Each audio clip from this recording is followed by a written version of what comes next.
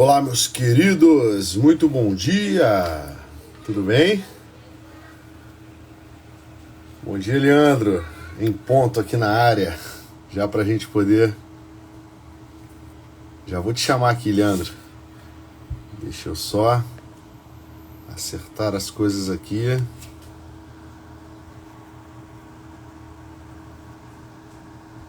Rapidinho, deixa o pessoal ir chegando. Bom dia, Ana Lúcia. Ana Lúcia hoje em ponto, né? Na hora.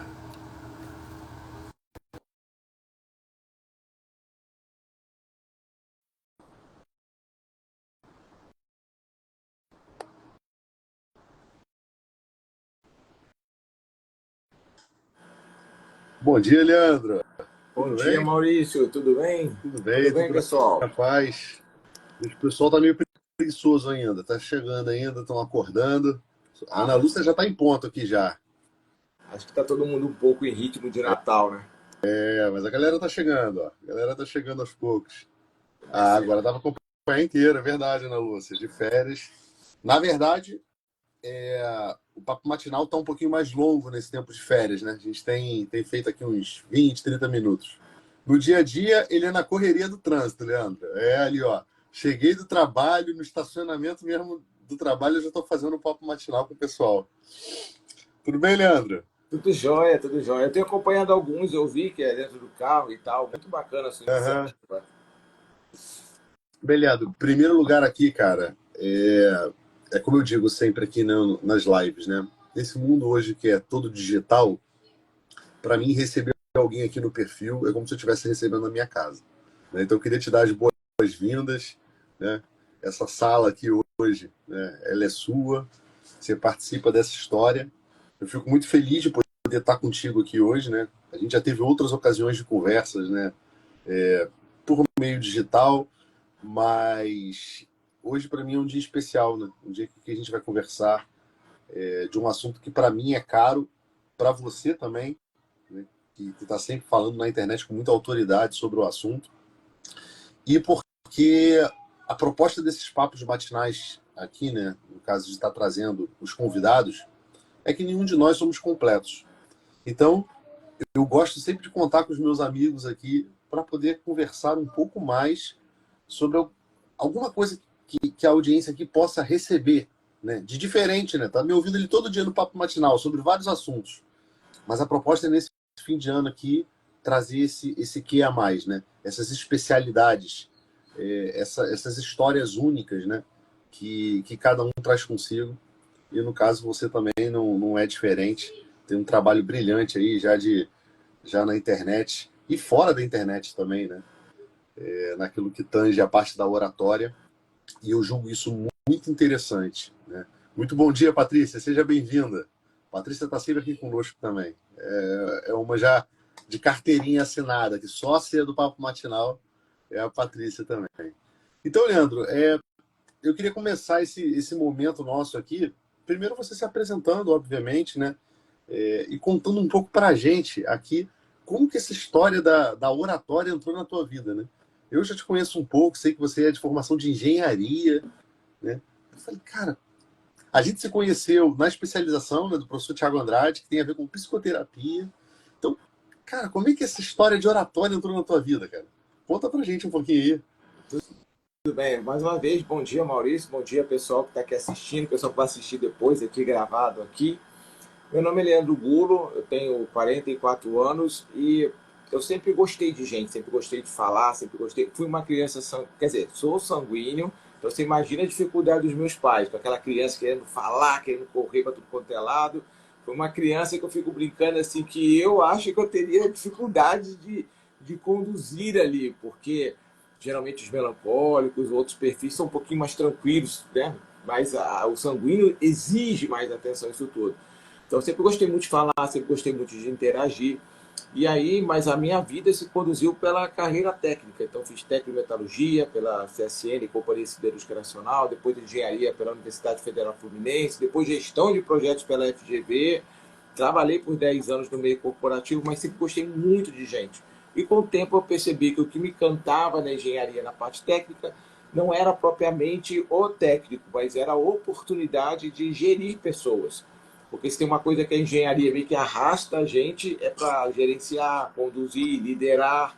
E aí aquilo que era um hobby, uma ajuda para os colegas, foi se consolidando como uma outra porta profissional. E aí eu vi a oportunidade de fazer a migração de carreira e fui. E lá já se foram 8 anos trabalhando propriamente com isso. Quando eu deixei realmente a engenharia e comecei a trabalhar e dar suporte para outros profissionais, tão técnicos quanto eu, outros de outras áreas também, nessa arte de falar em público.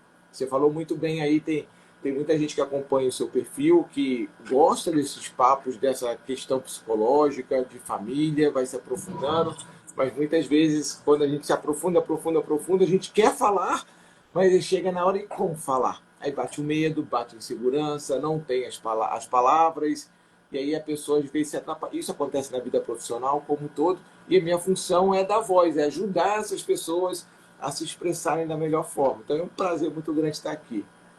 Que legal, Leandro. E me diz uma coisa, Leandro, essa questão da oratória, ela foi alguma dificuldade para você em algum momento da tua vida?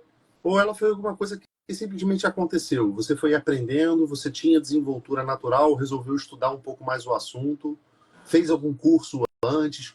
Como é que aconteceu isso? Minha história foge um pouco do comum, porque geralmente as pessoas falam assim: eu tinha muita dificuldade de falar em público, fui fazer treinamentos e aí descobri essa paixão. Eu já era o contrário, sempre, como eu falei, gostei de falar, eu sempre gostei de interagir com as pessoas. E aí eu acabei indo fazer cursos de comunicação, oratória, persuasão e tal, mais para um hobby, para um desenvolvimento pessoal, para uma coisa assim porque eu gostava. E dentro disso eu fui ficando tão bom naquilo que eu começava a ajudar os meus colegas de turma, começava a ajudar, sou muito solícito, e aí o pessoal começava, cara, eu acho que você não é professor disso não? Você não dá aula disso não? Eu falei, não, eu estou aqui para te ajudar. E aí eu comecei, é aquela velha história, eu sou católico, então já ouvi um padre falando assim, que a comunidade confirma os dons. Então, assim, em volta o pessoal foi. Aí eu comecei a pensar na história e aí eu comecei realmente a ajudar, a trabalhar as pessoas nisso daí para falar em público. E são tantas histórias. Bem, Leandro, tem uma coisa aqui que eu queria fazer um gancho, né? Eu disse para todo mundo aqui já nos outros papos matinais que os assuntos aqui eles não são aleatórios e os convidados não são aleatórios, né? Eu não simplesmente fiz uma lista lá e saí chamando todo mundo, né? Até porque eu não ia fazer isso, assim, né? Para mim, se está entrando aqui dentro de casa e está vindo por um convite, é por minha total confiança, por eu ver um valor e por eu ver esse brilho, né? Que muitas das vezes até é assunto que nos falta, né? Oi, mãe, sua bênção. Minha mãe sempre entra aqui na live. Minha mãe é a Gilma, aqui.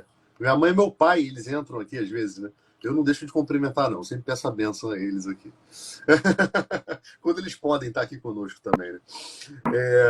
Deixa eu. E aí, Leandro, pegando o gancho aqui dos outros assuntos, né? A gente veio numa sequência. O meu primeiro convidado aqui foi o Saulo. O Saulo, que é parte aqui da nossa. É nosso amigo também da área da especialização, nem todo mundo se conhece, mas o Saulo também é psicoterapeuta. E o Saulo tem uma história muito legal com a disciplina. E a disciplina é algo assim que fala muito a minha realidade como militar, né?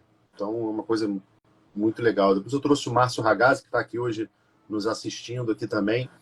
O Márcio falou um pouco sobre ordem, sobre a virtude da ordem, a importância da gente ordenar e hierarquizar as coisas na nossa vida, né? Então isso daí mesmo já fala com os dois pilares da minha vida militar, por exemplo, a hierarquia e disciplina, que foi onde eu fui construindo a minha vida e o que eu acredito que seja muito importante para as pessoas. Mas eu já vinha nos papos matinais anteriores aqui, falando que grande parte que traz as pessoas à terapia, né, que tem um sofrimento e tudo mais, é essa dificuldade que as pessoas têm de dar o nome às coisas. De dar o nome, né? E vejo que isso é bem característico da infância. Quando a gente olha uma criança, grande parte da intermediação que o adulto precisa fazer na vida de uma criança é exatamente essa: ensinar a ele a como falar a realidade, a como transformar em linguagem, né, possível de ser comunicada uma vivência que ele está vivendo. E tudo começa muito pobre, né? Uma criança, ela começa aprendendo a dar nome para as coisas. Ela sabe dizer o que é uma bola, o que é água, o que é uma caneca, o que é uma xícara, o que é um celular. Mas ela tem muito pouca habilidade ainda para discernir isso de outras coisas. Por exemplo, ela ainda vai aprender a cor, ela ainda vai aprender os tamanhos. Ou seja, ela ainda vai aprender a dar qualidades para as coisas. Ela ainda vai aprender a numerar as coisas. Ela ainda vai aprender a posicionar essas coisas no tempo e no espaço. Hoje, amanhã, aqui, lá. Então veja como que aquilo que a gente falava que é chato pra caramba na escola, né? O português, a tal da gramática. Para os antigos, nos estudos liberais, nos famosos 7 artes liberais, ele era uma parte das artes liberais, chamada gramática, que fazia parte de um trivium. O que é trivium? É aquilo que é trivial. Ou seja, não existe vida, não dá nem para começar a pensar em liberdade se a gente não sabe isso. E aqui eu não estou falando que a gente tem que começar, então, a sair pegando a gramática lá do Evanildo Bechara e lendo ela. Mas é como que a gente precisa se esforçar para aprender a dar os nomes para as coisas para que a gente possa ser livre. Caso contrário, você vai estar aqui batendo na minha porta falando assim, Maurício, estou com meus problemas aqui e eu preciso de terapia. Grande parte dos problemas estão aí. Mas existe uma segunda matéria do Trivium. O Trivium são 3, né? O próprio nome já diz. É a gramática, a retórica e a dialética. E dentro desse contexto, existe ainda uma outra questão, né? Não basta simplesmente a gente saber dar nome para as coisas. Nesse mundo, onde o homem não vive só, é necessário a gente se comunicar. E existe uma dificuldade muito grande também, que traz muitas pessoas à terapia, que é essa dificuldade de falar, de comunicar. E aqui, a gente está colocando o tema aqui da nossa live, né, como falar em público, mas de alguma forma, o que você ensina, né, ajuda as pessoas também a comunicarem melhor os seus sentimentos, né, comunicarem melhor aquilo que elas têm dentro do coração, dentro da mente. Né? Trabalhando o corpo, trabalhando a expressão, trabalhando um pouco da inflexão. Você pega alguns casos que se assemelham a essa situação, pessoas que têm problemas, né, às vezes hoje já na sua vida profissional, ou às vezes na sua vida familiar, e que isso tem uma íntima ligação com a questão da oratória, do falar em público, essa dificuldade. Isso é muito interessante a sua colocação, porque as pessoas acham, quando chegam para mim, como se a dificuldade para falar em público fosse algo estritamente de ordem técnica. Como se faltasse assim, qual é a receita de bolo, o que eu não estou fazendo, qual é a técnica que eu preciso usar. Mas eu falo que assim, 99% não é uma questão de ordem técnica, é uma questão muito mais de ordem psicológica e até mesmo de ordem imaterial também. E você falou, eu vou entrar um pouco nisso, mas antes o que você falou é dessa parte de dar nomes. Você foi falando, eu fui percebendo aqui, lembrando, o quanto o meu trabalho exige de mim a habilidade de ajudar as pessoas a dar nome às coisas. Então, muitas vezes, quando elas chegam para mim, a angústia delas de falar em público, a primeira grande angústia é dar nome ao que elas estão vivendo e às suas dificuldades. Então, por exemplo, recentemente eu atendi uma gestora, uma mulher que trabalha numa grande empresa de óleo e gás, e ela tá, na verdade ela não é gestora ainda, ela estava para ser, já tinha sido citado o nome dela umas 3 vezes na diretoria e todas as vezes bate na trave.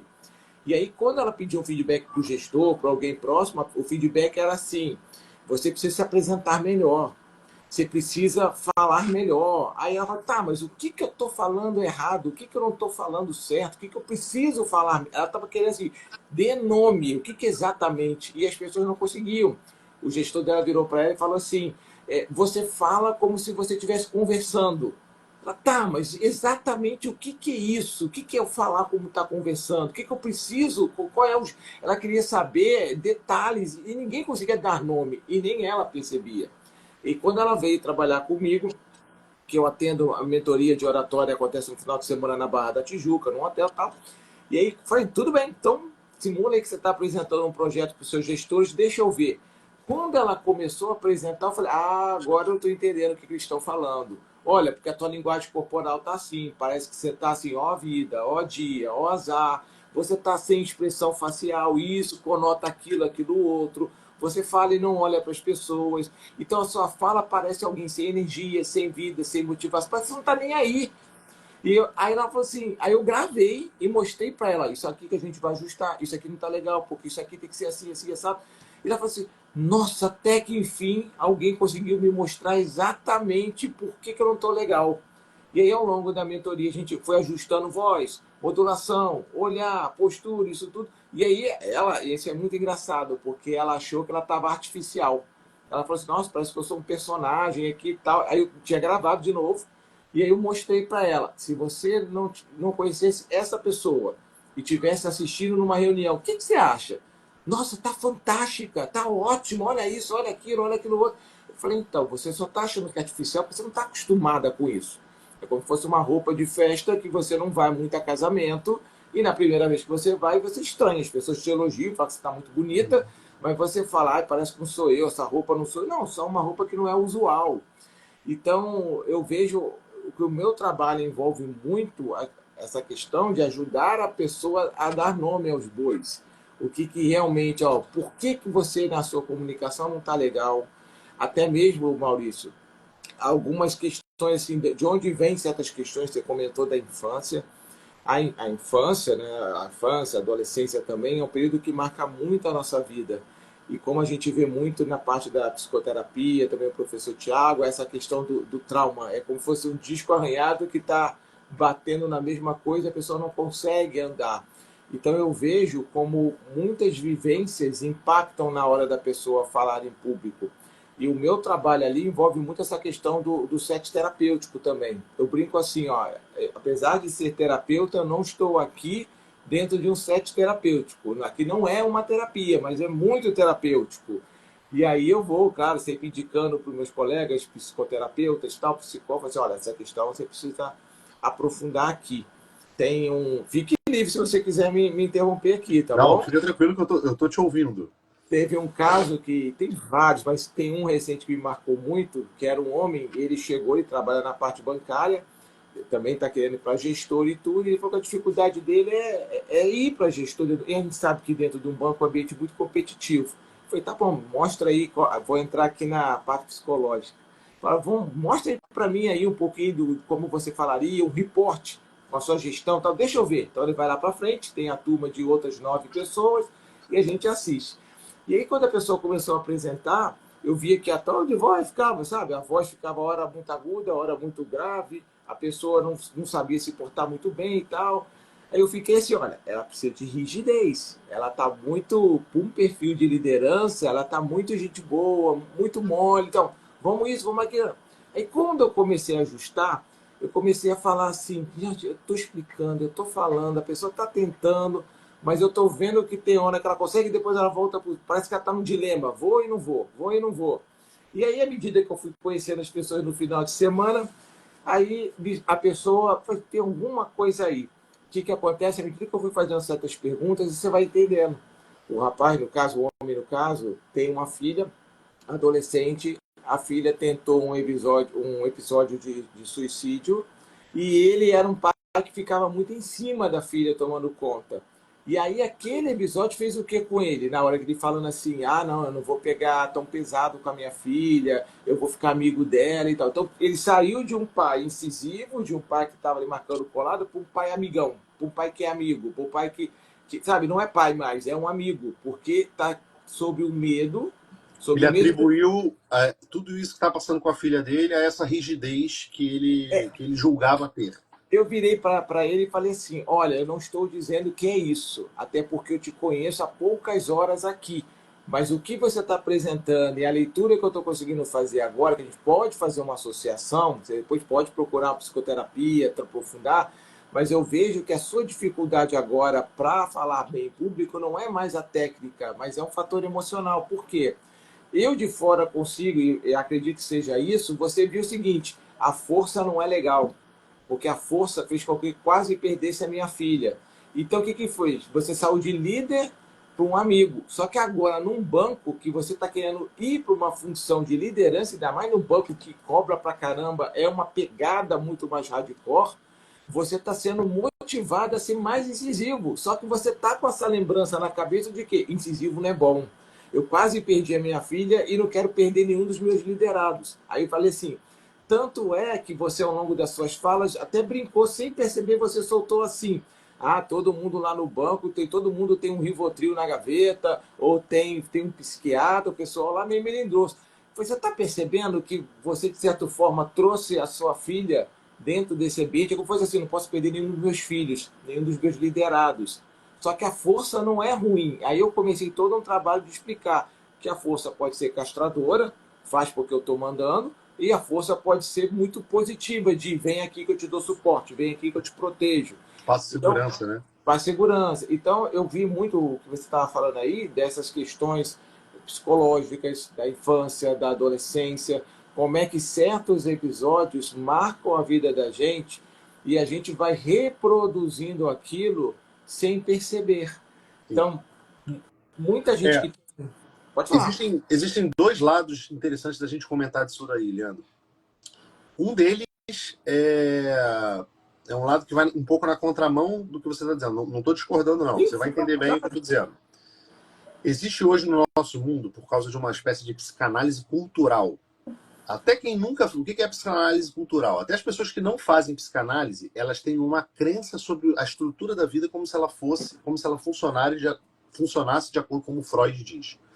Então existe hoje no nosso mundo, e é um problema que se traz muito para a terapia, de um excesso de valorização do passado, né? Onde as pessoas olham para o passado como se o passado determinasse a minha vida, né? Ou seja, isso aqui acontece comigo porque eu fui negligenciado pelo meu pai, ou porque quando eu era criança eu sofri um abuso. Então as pessoas, elas se marcam muito por isso. Mas por um outro lado, existe uma verdade muito grande nisso. Por quê? A gente Você teve a oportunidade de conhecer, né, a teoria da personalidade humana em três pessoas. Nós já conversamos sobre isso. Inclusive, eu espero em breve trazer o Diego aqui para o nosso papo matinal, que a gente vai falar de forma muito básica sobre isso.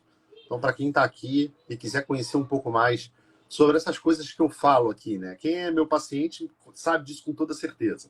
O que é um personagem, o que é o crítico, o que é o roteirista, né? Eu falo que a nossa personalidade humana, ela funciona em três pessoas. Nós somos três pessoas. Uma pessoa no presente, uma pessoa no passado e uma pessoa no futuro. E a conjunção dessas três pessoas, ela forma a nossa personalidade. E a nossa vida, a vida humana, ela funciona como se fosse um teatro. E por isso, assim, uma grande importância de você estar aqui hoje pra gente, né? Porque uma parte fundamental do teatro é exatamente a oratória. É exatamente o momento em que o personagem sobe no palco e se expressa e comunica aquilo que foi colocado no roteiro, que foi passado pelo roteirista. Só que é o seguinte, o personagem, quando ele sobe no palco, ele está suscetível a várias presenças. Tudo influencia nele. A presença de alguém importante na plateia, um barulho que aconteça, o choro da plateia, os aplausos, tudo isso tá ali, ó, trocando informações e temperando o personagem que está no palco da vida. Vamos tentando fazer essa metáfora com a nossa vida. A nossa vida é assim também. Nós temos roteiros para viver e o nosso personagem, que são os nossos planos futuros, e o nosso personagem, em algum momento, ele sobe no palco da vida para viver esses planos, né? E essas experiências que o personagem vive no palco ficam cristalizadas no coração dele na figura de uma outra pessoa que nós chamamos de crítico, que é essa pessoa que olha para o passado e formam as verdades que serão o material para os futuros roteiros. Então veja, é possível que uma pessoa que tenha vivido uma experiência negativa com a força, como você colocou, ela comece a fazer roteiros futuros dizendo o seguinte, olha, eu não posso pegar tão pesado aqui porque eu perco as pessoas quando isso acontece. Ela criou uma verdade no coração dela. E olha o que é interessante. Só duas coisas podem mudar essa verdade no coração dela. Essa verdade ela é mutável, mas só duas coisas podem fazer isso. A primeira delas é uma experiência contrária. Ela viver na vida e encarnar uma coisa diferente. Eu sempre estou tomando um cafezinho aqui na live, né? Então, veja, eu tomo café por quê? Porque eu sei que o café vai me dar uma certa energia e ele me dá um prazer. Eu gosto de café quentinho, é bom, né? Só que, cara, eu posso ter uma experiência ruim com o café. Eu posso tomar um café e o café tá gelado. E aí, eu posso não querer mais tomar café porque eu fiquei guardado aquela imagem do café gelado. Duas coisas podem mudar isso. A experiência de um café quentinho de novo. Você pode falar assim, não, nem sempre café é gelado. Café pode ser bom. Ou o discurso. O discurso de alguém que nos conta uma verdade. Às vezes alguém que tem uma autoridade, pode ser um terapeuta, pode ser um psicólogo, pode ser um pai, pode ser uma mãe, pode ser o padre, pode ser o pastor, pode ser um sábio. Então, duas coisas podem mudar essa verdade. Então, veja o poder que a oratória tem. Ela tem um poder de alterar verdades no nosso coração. Então, se tem alguma coisa na nossa vida hoje que não vai bem, eu posso dizer para vocês aqui, Maurício, eu tô aqui na live porque eu tenho problema de relacionamento. Eu não consigo me dar bem com meu marido. Eu não consigo me dar bem com meus filhos. Eu não consigo entender muito bem a dinâmica de como funciona o meu chefe. Só tem duas coisas que podem mudar significativamente a tua vida.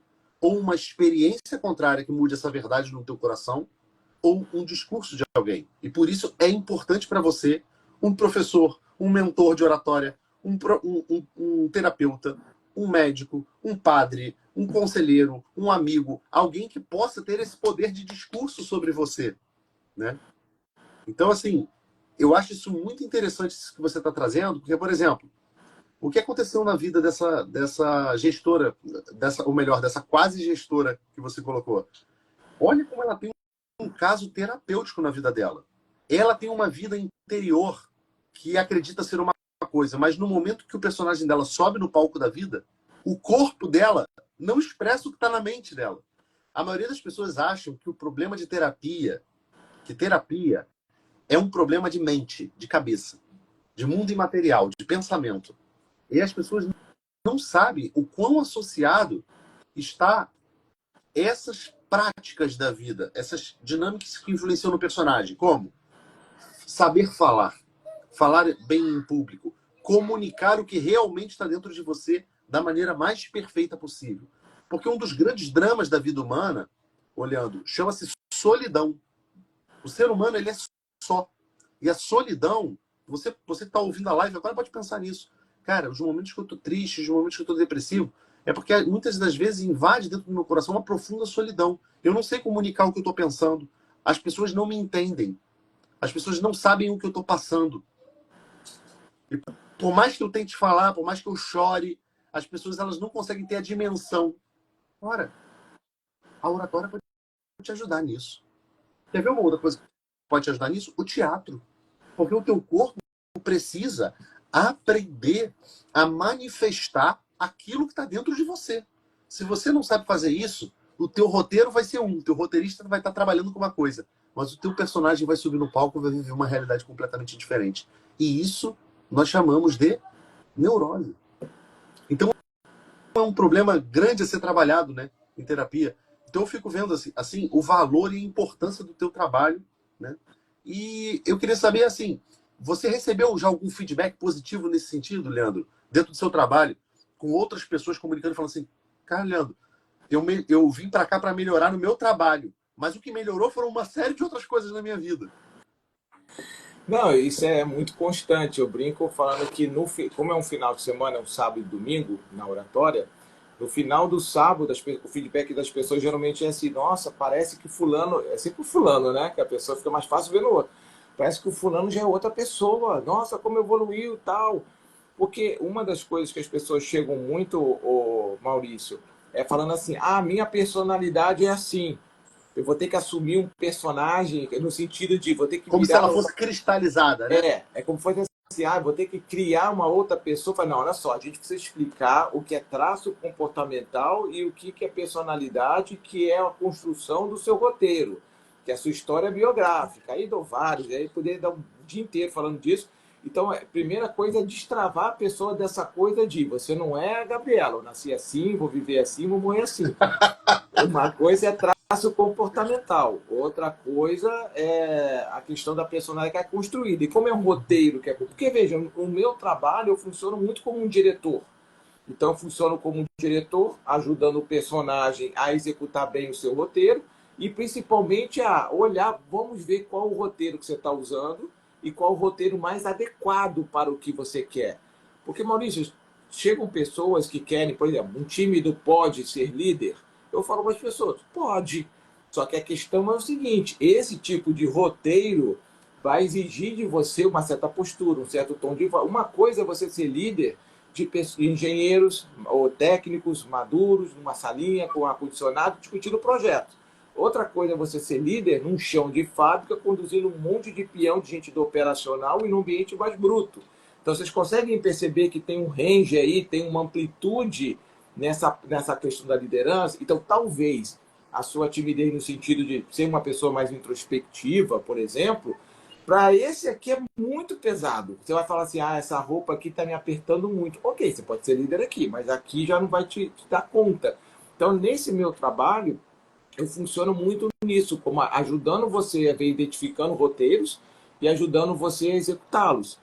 No caso desse gestor que eu falei para você, que é aspirante a gestor da questão da filha, eu falei para ele assim, olha, eu tive...